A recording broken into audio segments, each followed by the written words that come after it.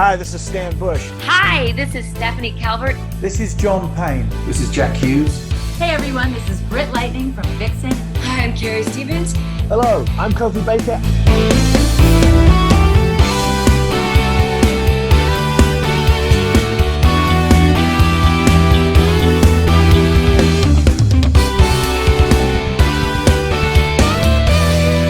And you're listening to Play That Rock and Roll. Thank you, Joe, for having me. All right, well, thank you for coming by. We are here with Robert FLEISCHMAN, who has a new album out, Emotional Atlas. Beautiful album cover. Congrats on getting that finished. Thank you. Okay, how do you feel, how does it feel when you get to the end of an album project like this?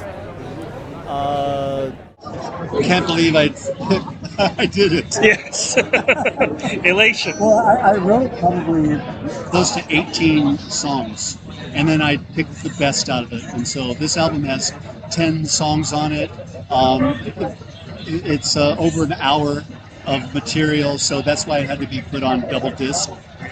And you can hear it on Spotify and Apple, and you can hear it on YouTube in Dolby Atmos. So I recorded it and mixed it. I didn't record it in Dolby Atmos, but mixed it in Dolby Atmos. So I think I'm a little ahead of the curve, but all the new cars that are going to be coming out are going to have Dolby Atmos systems, and then most of the record companies will not take music from bands anymore unless it's going to be in Dolby Atmos, because that's going to be the format that's going to be the new format. The new standard, yeah. The new standard, yes. Absolutely. Being ahead of the curve on that is very important. So let's go back to the origins of this project. I know there's a lot of emotion in this album. I've listened to it. The lyrics are very gripping, and the music is beautiful. This is definitely a metal convention, so this is a little different. Well, yeah, I'm kind of like sacrilegious here. There's no guitars on here. Well, as someone who did a lot of prep for today and listened to a lot of that metal music, this was kind of a nice relief. It was it broke it up a little bit. Thanks. And it's really beautiful. Thank you. Can you talk about how did this project get started? What were the origins of it, and how did it come together? Well, it's a bittersweet story. Right. I dedicated the album to my wife. We battled cancer for 8 years. Finally, she got to the end, and she basically said, I want you to make the best album you ever made after I'm gone. Do it. And I think I did. It's the most adventurous album I've ever done. I'm the most proud of any album I've ever done. Great Lake View is probably, I feel like, the best song I ever wrote. It was the first song that I wrote when I started recording. When she was in hospice, excuse me, I would sit in this chair, and I would hold her hand and everything. And so when she passed, before she passed, she gave me a list of houses that she wanted me to see. She wanted me to move out of the house that we were in. And after 3 months of standing in the corner at night in the room where she passed, I had to get out. I was just, 3 months of driving myself nuts. So I said, where's that list? So I get the list and I call up our real estate friend, and she picked out like 4 or 5 houses. Each house had a body of water next to it. Oh, okay. So one had a creek going by it. Another one had a little pond in the backyard. Another one was a house built around a man-made lake. Okay. And then the last house was a house right on Lake Michigan. So I saw the house on Lake Michigan. I mean, Lake Michigan is like right there where that sign is over there. It's right across the street. Oh, that's wonderful. It is beautiful. And so I bought the house. I went to a dinner party, and everybody's going, you got to do another album. I go, no, because for 6 years I did nothing but paint. Okay. Yeah, so I have a couple of art galleries that represent me, and so I did that for 6 years. I made really great money doing it, and so for 6 years it was really nice, and I never thought of doing another record, and then after everybody's saying you got to do it, I drive home and I get in my room at the new house and I plunk this guitar and I go, I can't do this again. I can't write another album with guitars. It's just, I can't, the template, I'm just sick and tired of the template. So in the early 80s, around 82 and 83, I had a Prophet synthesizer, and then I would borrow synthesizers, and I started recording ambient music, making ambient music, and then some techno music. And so I did that in 83, 82, and I never got to release it. It was dormant until 2004, because back then you couldn't manufacture CDs. Right. So once you got to manufacture CDs, I thought, I'm going to release this stuff because it's my work. I'm going to put it out. I love it. So I did that. And so after plunking the guitar and saying I'm sick and tired of it, I decided I knew what I want to do. I want to revisit what I did. So I bought all kinds of synths, modules, got my whole room set up in my new house, and I needed a chair. And I grabbed the chair that I used to sit in with my wife. And the first song that I wrote was Great Lake View. Great Lake View, Great Lake View, Great Lake View. And then after that, it was like everything was just channeled from her. And like she said, yeah, I want you to make the best album you ever made before she passed. And I feel like I did. But like I said, I don't even know where it all came from. It just happened. And the other day I was thinking, I want to write another one, and I'm like, I don't even know where to begin.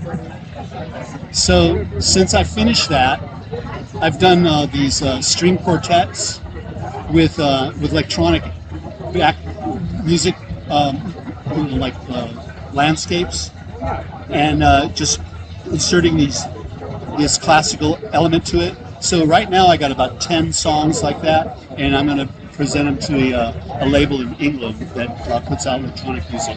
So that's going to be finished pretty soon. And then after that, I don't know what I'm going to do after that. I might try to do another album like this, or might do another rock and roll album. Wow, that's fantastic. Or I might just go back to painting. Oh, I was going to say, it sounds like you've had a resurgence of your love of creating music. Oh, yeah. When that had been dormant for a while. Yeah. It was like, the dam was filling up and it needed to let loose some water, Yeah. Well, that's so wonderful to hear. That's such a beautiful story. Thank you for sharing that with me. I mean, I'm not looking for sympathy or anything. Oh. It's a true story. It's true. To me, it's inspirational. And I'm so glad that you mentioned Great Lake View, because that was the song that connected with me. I wonder if we live near each other. I'm from Wisconsin. I live in Milwaukee. So I live in Racine. Oh, hey, there you go. My girlfriend's from Racine. Oh, that's wonderful. Racine's great. Yeah. Yeah. So when I saw that title, I thought, hey, I listened to that first, and I know what you're talking about with that view. It is a beautiful view. You can go up and down the lake. Yeah. On the right morning, it's magical. It is. And I love the seasons too. Yes. I always thought that the greatest writers were the ones that lived in and experienced the seasons. We're talking about a very heavy emotional topic. So I wonder, when you're writing, music and you're writing lyrics that deal with such heavy emotions, is it difficult for you in the creative process, or is it cathartic? Is it helpful? It's It's kind of like in a zone, and I don't even touch that aspect. But then later on, I listen to it, and I can listen to it, and I'll get choked up at certain parts, and because I just think of my wife for certain parts.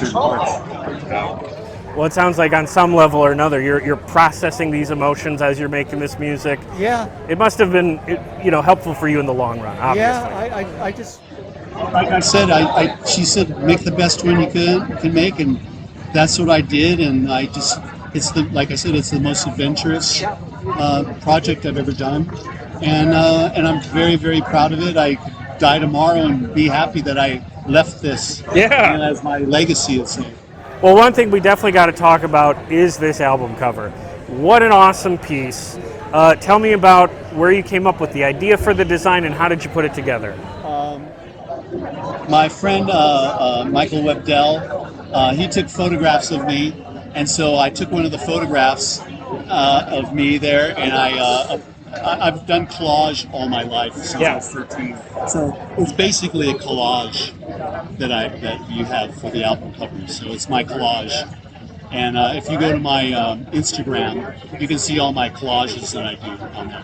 Very active on social media with other pieces of art, and you've got other pieces through this too, right? Yeah. We got. Oh yeah. We have this Look at that. insert and the blue vinyl. Beautiful. Beautiful. You really went all out on this. Oh yeah, yeah. It was expensive to do, I would think so. but I didn't care because it's my love. You know? Yeah, it's worth it. So here's the Oh, yellow. look at that. Love it. I love color pieces. Me too. Yeah. And I think it all pops. And there's a the lyrics are in here. Okay. There we go.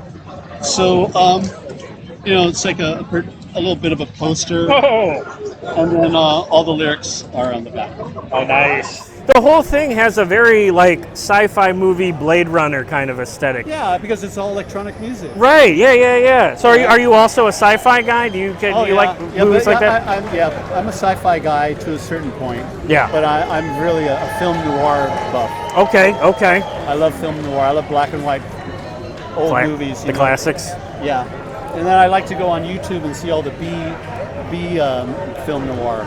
Yeah. That's on there. They don't make movies like that anymore. No, and people forget about the old classics that are still there.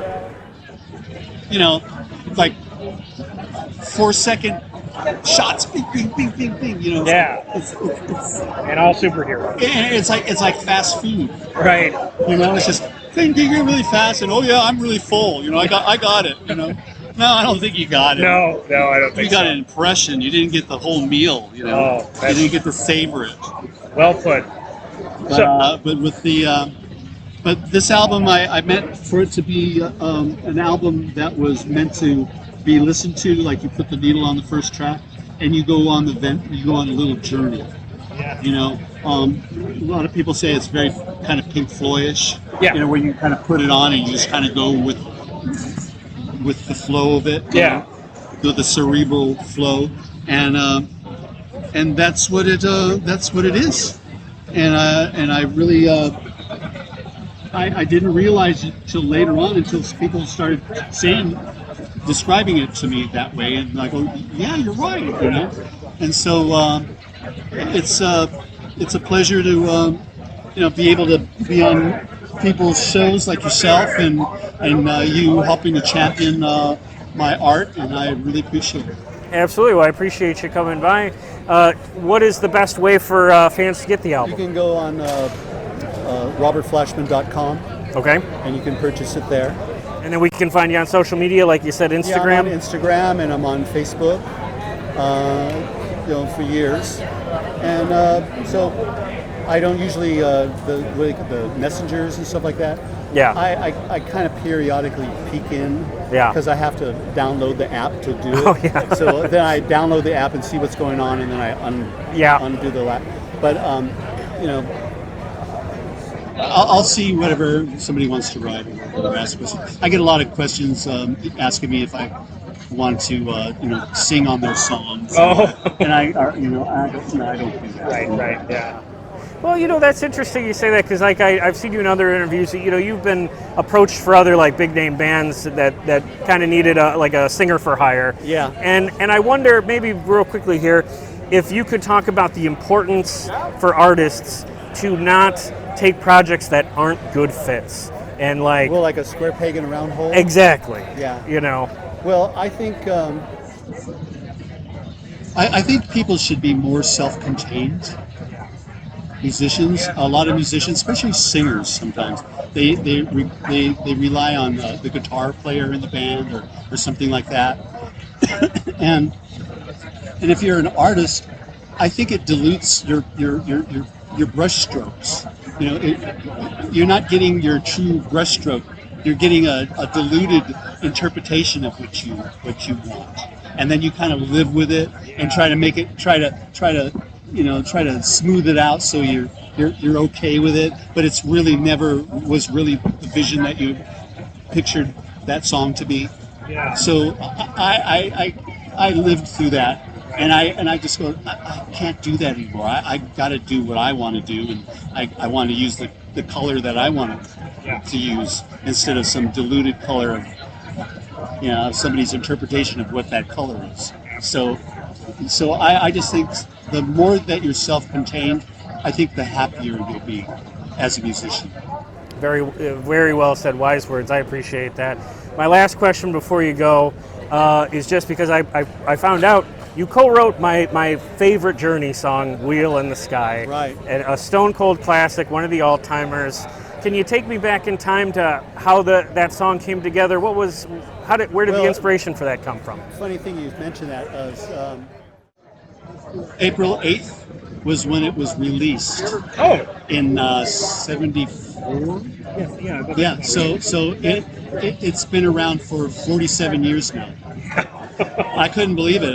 Somebody sent me something saying, yeah, the album or the single was released on this day, and that was 47 years ago. Wow. I had no idea that they would be still rolling around the globe for that long. It's just It's truly stood the test of time. yeah, I guess so, and it just it astounds me, that it has. When I joined Journey, everybody was giving me lyrics. Can you write a song with this lyric? Can you write a song with that lyric? And they would send me stuff, and it would just be like, I don't like this. It's like this. I don't like it. It's not good poetry. It's not good whatever. So it got to the point where I was like, I got to come up with something, or these guys are going to be pissed off at me. So Ross Valerie gave me a poem that his wife wrote, and I took part of it and developed "Wheel in the Sky" from it. So so she had "Wheel in the something," and then we just kind of came up with "Wheel in the Sky keeps on turning," and then I wrote the verses, and so I wrote all the lyrics for the song and wrote the melody. But it was a song that Neil was playing on his acoustic guitar, and then while we were rehearsing, he started playing it on the electric guitar. And I had a mic there, and I just started improvising over it, and it came into fruition. Wow, that's awesome. I mean, that's a truly beautiful song, and in my mind, I can totally hear the evolution from something like that to the music you've put together on this. Yeah, and then I was hired by CBS to go to San Francisco to play with the band, which the band was a jazz rock fusion band that played 15-minute songs. Right. And so when I came in, the record company had, pictured me as the singer-songwriter, and thought, let's put this guy with this band and see what happens. So it was really nerve-wracking on my point because, they're really great musicians. Oh yeah. No doubt about it. And here's this kid. I walk in, and it's like now I'm rearranging the furniture. Yeah. And I don't know how they're taking it. I don't think they took it well in the very beginning, but they got the gist of it. That this is how to write a song, and this is the format. And now I had to tell Ainsley Dunbar that you have to play 4/4 now. Oh. It's like it was kind of difficult, but the good thing about it is that that template was set down, and then when I left the band, Steve Perry was in a band that in a songwriting form band, and he continued that, and so that's what really kept the energy going. Awesome. Well, thank you for that story. I appreciate it. I want to say congratulations again on this album. Thank you It's so really much. nice piece, and it's presented so well, and it captures the lost art of album presentation. And as an album collector, I love that. Oh, terrific. So that's great. Then I succeeded. Yes, well done. Awesome. Okay. Thank you, Robert. That was awesome. Great Lake